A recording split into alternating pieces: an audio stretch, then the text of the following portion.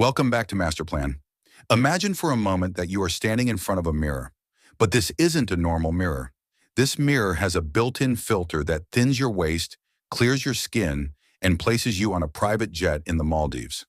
Now imagine that every time you look into this mirror, you see thousands of other people looking into their own magic mirrors. All of them looking happier, richer, and more beautiful than you. Eventually, you walk away from the mirror and look at your real life, your messy kitchen, your tired eyes, your bank account. Suddenly, reality doesn't just feel boring, it feels like a failure. This isn't a Black Mirror episode. This is the psychological architecture of Instagram.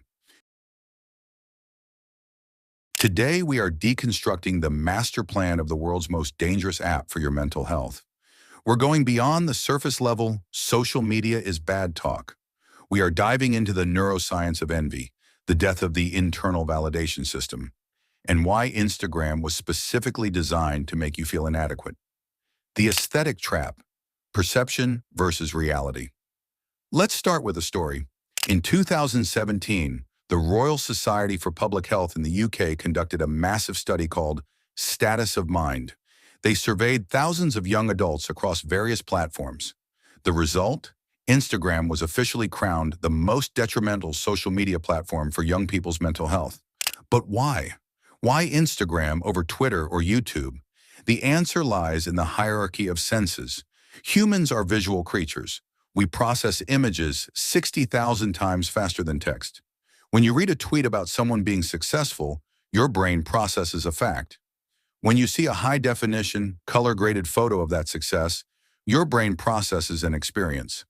Instagram created what psychologists call the highlight reel effect. On other platforms, there is room for nuance. On Instagram, the currency is the aesthetic. If it isn't beautiful, it doesn't exist. This creates a distorted reality where we compare our behind-the-scenes footage with everyone else's best-of compilation.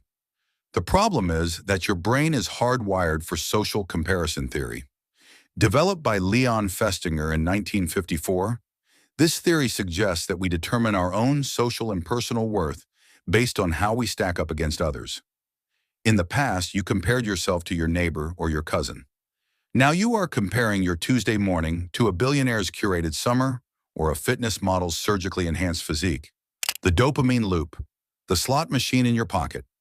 Have you ever wondered why you pull down to refresh your feed? That specific motion, the pull to refresh, is not a technical necessity.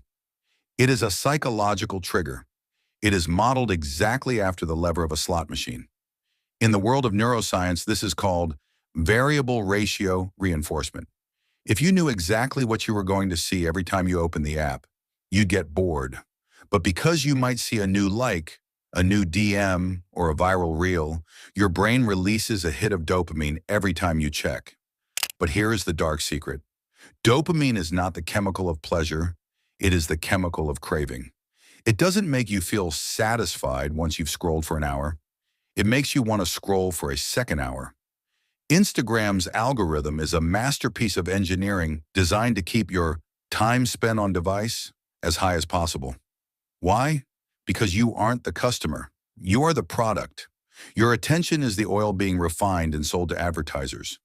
When you post a photo and wait for the likes to roll in, you are putting your self-worth into a digital casino.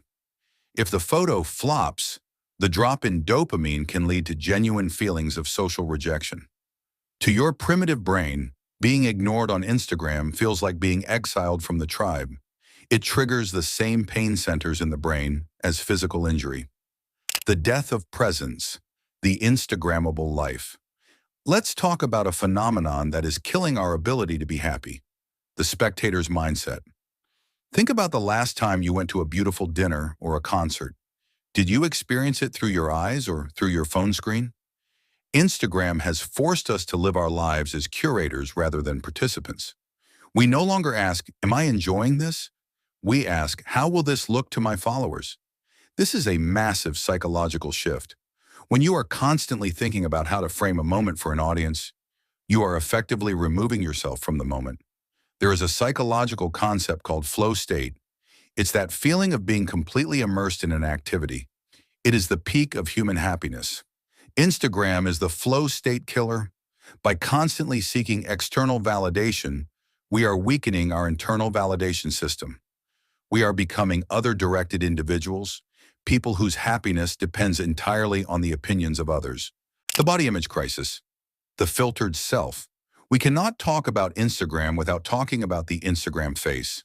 Through the use of AR filters and AI-driven beauty tools, Instagram has created an unattainable standard of beauty that even the people in the photos don't actually possess. This has led to a rise in what surgeons call Snapchat dysmorphia, where patients bring in filtered photos of themselves and ask to look like that in real life. The damage here is profound. When you see a filtered face, your brain registers it as a human face. It doesn't subconsciously remind you, hey, this is a filter. It sets a new baseline for what is normal.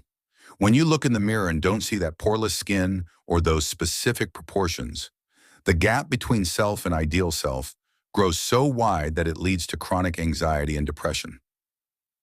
The solution, reclaiming your master plan. So if the system is rigged, how do we win? I'm not going to tell you to delete the app and move to a cave. That's not realistic in 2026.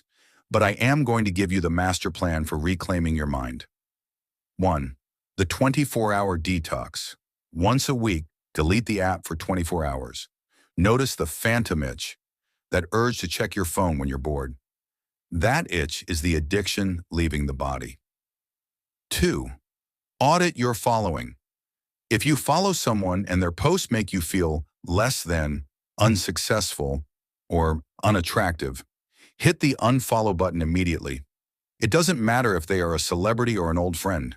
Your mental real estate is too expensive to rent to people who make you feel small. 3. The creator versus consumer. Rule: use Instagram only to create or connect, never to mindlessly consume. Set a timer. 15 minutes a day. Once the timer is up, the casino is closed. 4. Practice JOMO. Move from FOMO, fear of missing out, to JOMO, joy of missing out. Find peace in the fact that you are living a life that no one else is watching. The most beautiful moments in life are the ones that never made it to the feed. Conclusion: Instagram is a tool, but currently for most of us, we are the ones being used. It is designed to keep you looking, keep you wanting, and keep you feeling just inadequate enough to keep scrolling. But your life is not a grid, your value is not a metric, and your happiness is not an algorithm. You are the architect of your own reality. Don't let a Silicon Valley algorithm build the house you have to live in. I want to hear from you in the comments. How much time do you spend on Instagram daily? And honestly, how do you feel after you close the app? Let's start a real conversation below. If you found this deep dive valuable, hit that like button and subscribe to Master Plan. We are here to help you deconstruct the world and build a better version of yourself. Until next time, stay conscious, stay focused, and stop scrolling.